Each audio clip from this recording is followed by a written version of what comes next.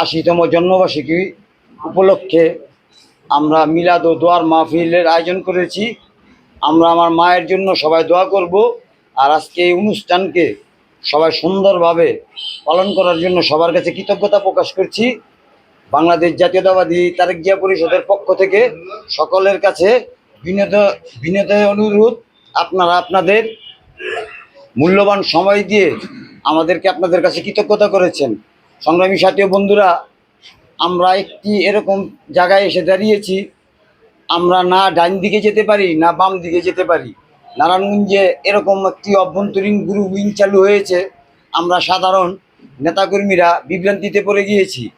তাই আমি সকলের উদ্দেশ্যে বলতে চাই, সকলে মিলেমিশে দেশনেত্রী বেগম খালেদা জিয়া যাকে নমিনেশন দিবে তাদের জন্য আমরা সকলে ঝাঁপিয়ে পড়ব, এই বলে আমি আমার বক্তব্য শেষ করছি। আসসালামু আলাইকুম। খালেদা জিয়া জিন্দাবাদ, তারেক রহমান জিন্দাবাদ, শহীদ জিয়া অমর হোক, তারেক জিয়া পরিষদ জিন্দাবাদ।